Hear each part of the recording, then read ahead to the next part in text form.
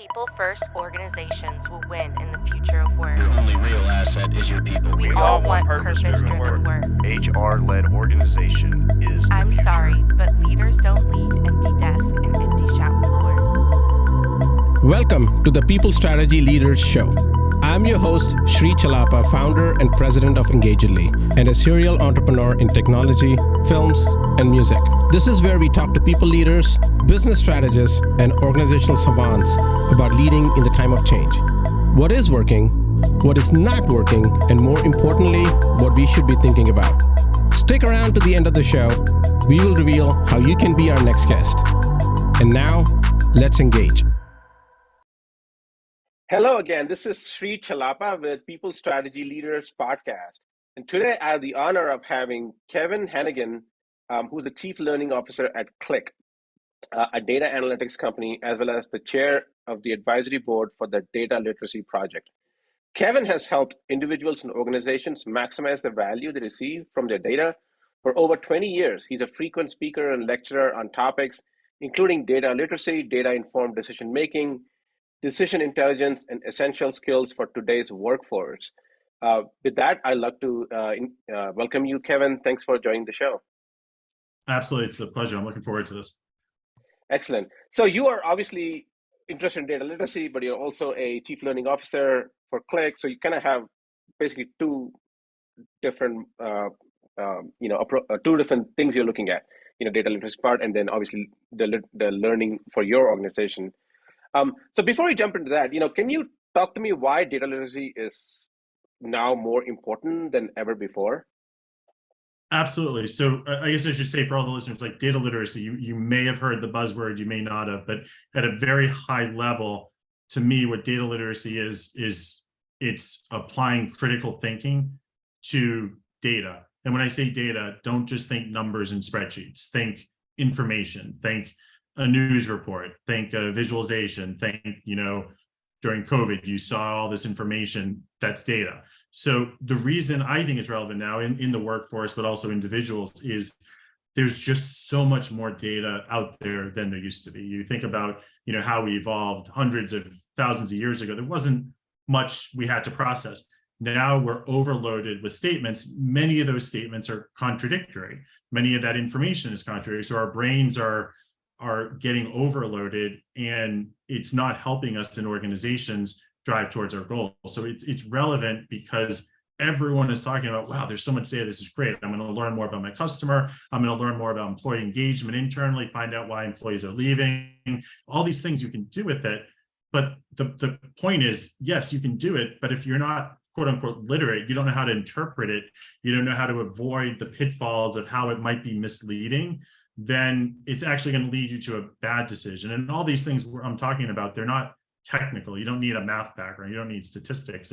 You need to be able to critically think when you see a piece of data, what it's trying to tell you and why. Yeah, I think I'm obviously hearing a lot of that these days in the role or the office of the HR, if you will, because the office of the HR historically has been focused more around the software aspects of HR, maybe some recruitment, there was some data around that. Recruitment of all the things were probably more data centric because they were really acting more like sales engines in HR. But outside of that, it was more software aspects, compliance, things of this nature. But I'm hearing more and more about data, especially because now you have to show impact to some of the initiatives like DEI, for example, right? Or for ESGs or employee resource groups, and for making sure that you don't have biases and things of this nature. So to that extent, I feel that I'm hearing that term even more, and HR people now have to really upskill in many of them who didn't probably come from a data background in understanding and be able to interpret data. And don't necessarily need to be rocket scientists, right? They don't need to do differential equations, but they still need to understand data enough to know where the impact is actually effective and where they're maybe not seeing the impact of some of their programs. So what message would you say, you've been chief learning officer, you're part of this HR world of work, what have you seen or has worked for the HR? Like, how would you recommend some HR folks to go about it? Yeah, it's a good question. It's about, I guess the first thing I'd say is start with the outcome. And it's hard sometimes with data. People like to say, oh my God, I have all this great data, like the needle in the haystack. I'm going to find some insight in it. And that's like a wild goose chase, right? Like you're going blindly into it. So for HR organizations, start with what do you want the outcome to be? Measurable goals. Do you want to decrease attrition? Do you want to increase employee engagement? How are you doing that? Once you have those measurable, tangible goals, then you go forward and say, okay, how can I do that? What data do I need to prove out where I am now? And again, you said it before, like you don't have to be a statistician. You don't have to know. There might be other people that might do some analysis for you. You don't necessarily have to even do the analysis to come up with the insight. You need to then learn how, let's say you have a team of 3 or 4 people that do analytics for you. They're going to come back to you and they're going to give you an insight that says, our top 3 reasons that employees are leaving are A, B, and C.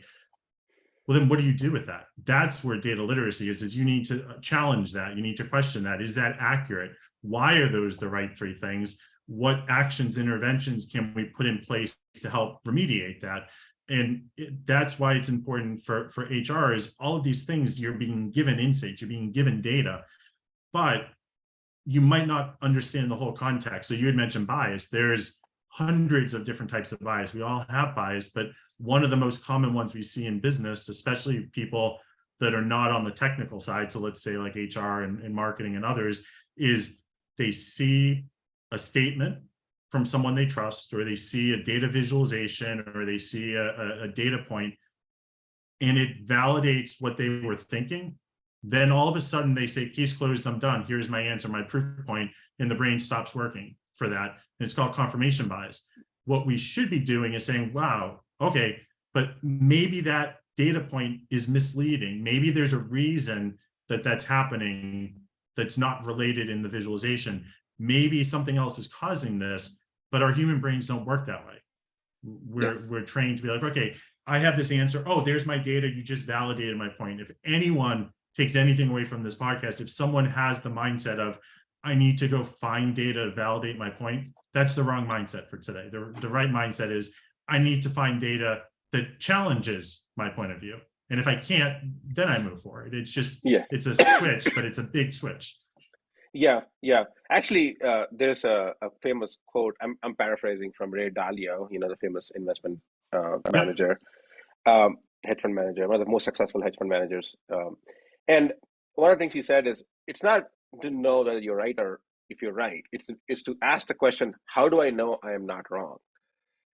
Right? Exactly. And to really try to challenge yourself to say, how do I know I'm not wrong? Because you want to prove yourself that you're wrong. And if you don't come up with enough proof that you're wrong, then you know you're right. So you can't just say, oh, I found these 4, like you said, 4 stats that confirm my point of view. But then I need to go really try to find more stats that disprove my point of view and do as good of a job trying to do that. And then you now have a reasonable way of doing things,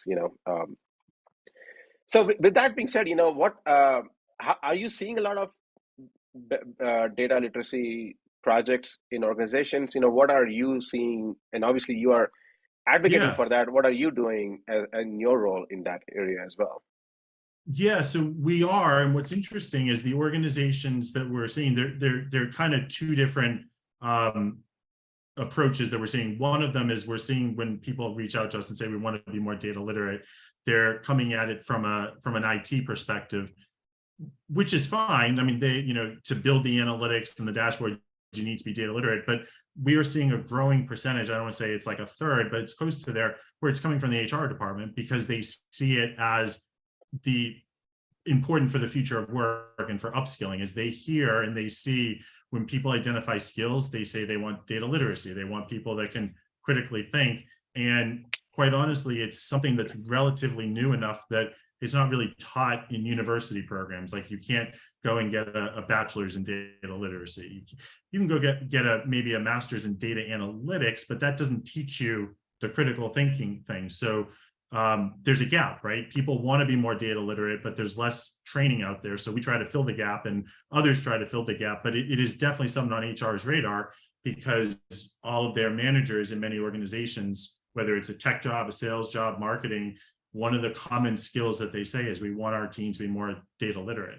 And again, what we said before, what's interesting with that is the training that people take to try to increase their data literacy. It's not technical, it's not science, it's teaching critical thinking, it's teaching active listening, it's teaching how do I challenge my assumptions, how do I think creatively, how do I mitigate bias. And I think that's a good corollary for HR departments as well that have learning and development teams is, you probably deliver courses on public speaking, but do you have any offerings in your catalog on how people should listen? Maybe you should, right? Do you have any courses? You might have courses on how bias impacts recruiting, but do you have any courses on how people can challenge their assumptions when they're making decisions with data? Probably not. So it's kind of an evolution of these soft skills to be more focused on critical thinking about the outcome. And like you said, not thinking this data validates my point, but let me find out where I'm wrong in the process. Yeah. So what does future of HR in that sense look like? Does it mean HR now have more work to do and more? Does it make the job difficult, or do you think it becomes part of their training program going forward? I think it becomes part of the training program. I mean, so people in HR, all the different departments of it, should be more data literate to make better decisions.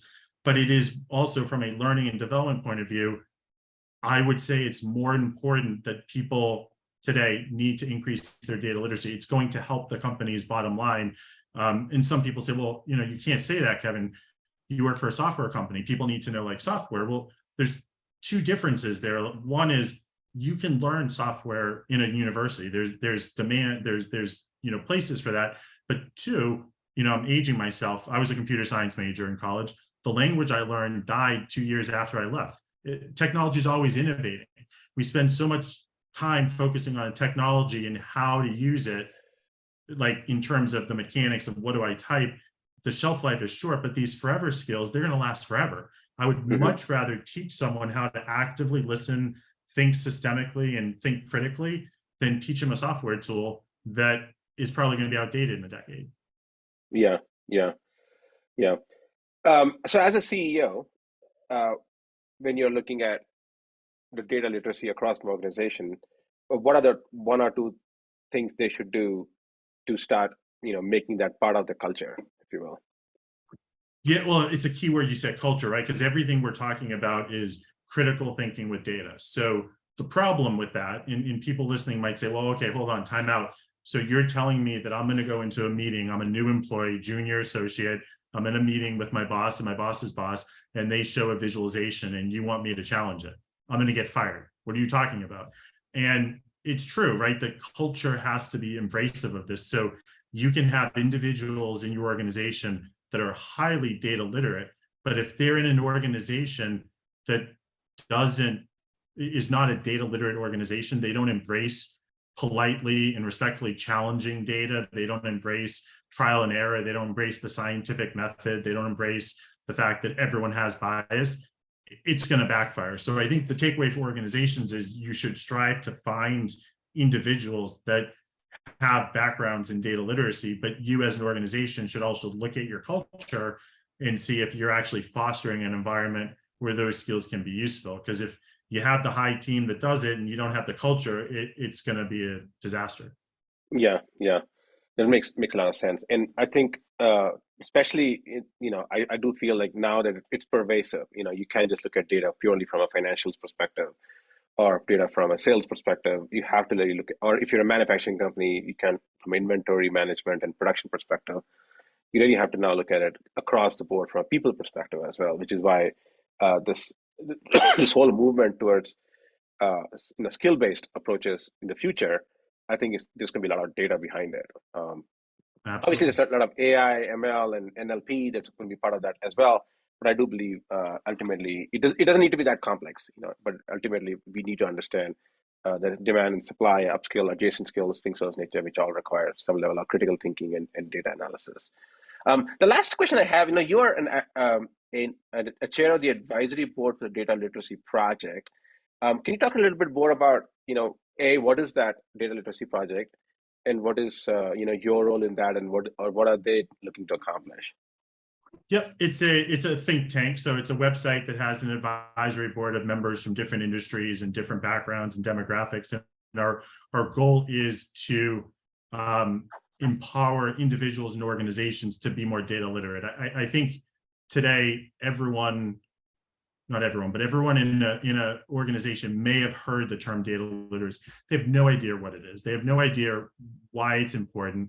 They have no idea how to get more data literate. And as I said, they don't really have university courses on it. So it's a place where we do research studies to identify how the data literacy can increase companies' bottom line. It's a place where we do training courses, assessments, curriculum, just like-minded people that want to give resources out to companies that hear this buzzword and say, yeah, we need to increase our data literacy, but we don't know how to get started. And quite honestly, we don't even know why we need to get started. It's a good place to go. You can get the dataliteracyproject.org. There's community, you can ask questions. There's research papers. There's training courses for free. So it's a useful resource. Excellent. Excellent. Well, thanks a lot, Kevin. And thank you for all the good work you're doing in that space, which obviously doesn't pay. That part doesn't pay, but Yeah. it's good that other organizations can benefit from it. So how can people reach you and get in touch with you if they need to learn more? Yeah, if they're interested, just go to my website, kevinhanegan.com, or you can find me on LinkedIn. I think there's 2 Kevin Hanegans. I'm the one where it'll say, Chief Learning Officer at Qlik. I just recently published a couple books on data literacy, so they're both linked from LinkedIn or my website. If people are interested, just message me or go to Amazon and buy them, or just ask any questions. Excellent. Well, thanks a lot, Kevin. It's been an honor. Until next time. I appreciate it. Sri Chellappa here. Thank you so much for listening to the People Strategy Leaders podcast.